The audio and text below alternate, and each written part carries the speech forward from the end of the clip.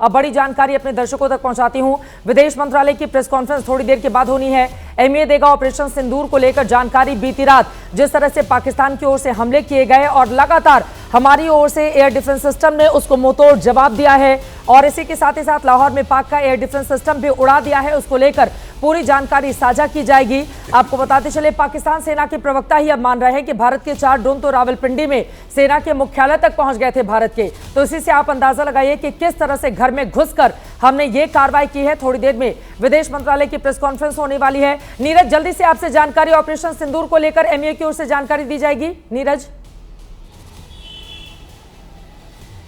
बिल्कुल चित्रा, आपने बिल्कुल ठीक कहा। कुछ देर में जो प्रेस कॉन्फ्रेंस होने वाली है, विदेश सचिव होंगे और साथ ही आर्म्ड फोर्सेस के अधिकारी होंगे, वही होंगे कर्नल सोफिया कुरैशी और साथ ही विंग कमांडर योमिका सिंह। इसमें बताया जाएगा कि किस तरह से पाकिस्तान ने बीती रात कितनी बड़ी संख्या में ड्रोन से अटैक किया।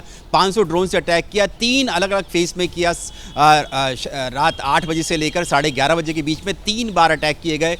स्वार्म ड्रोन्स यानी कि जो झुंड में अटैक किए गए, लेकिन इनको भारत की जो integrated air command and control system है IACCS, जो कि भारतीय वायुसेना के अंतर्गत काम करती है, उसने कैसे नेटवर्किंग ऑपरेशंस करके अपनी रडार के जरिए थल सेना की, वायुसेना की एंटी एयरक्राफ्ट गन्स, जो लेज़र जैमर्स जो होते हैं, गन्स होती हैं, उनके ज़रिए, मिसाइल्स के ज़रिए जो ज़मीन से आसमान में मार करती है, इन सब के ज़रिए किस तरह से एक भी ड्रोन जो था पाकिस्तान का वो नीचे नहीं गिरने दिया। अगर नीचे गिरता तो वो नुकसान कर सकता था हमारे देश की जो भी सैन्य प्रतिष्ठान है, मिलिट्री इंस्टॉलेशंस है या नागरिक जो रिहायशी इलाके उन पर भी गिर सकता था, या सतवाड़ी जो कि जम्मू का एयरपोर्ट है, एयर स्ट्रिप, वहाँ गिर सकती थी।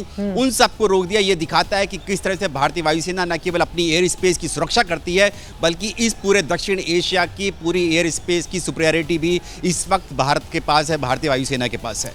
बिल्कुल। और बीती रात की जिस तरह की तस्वीरें थी, लगातार हमने पूरी बड़ी कवरेज की थी, जिसके जरिए हमने हिंदुस्तान की ताकत देखी और पाकिस्तान को परास्त होते हुए देखा।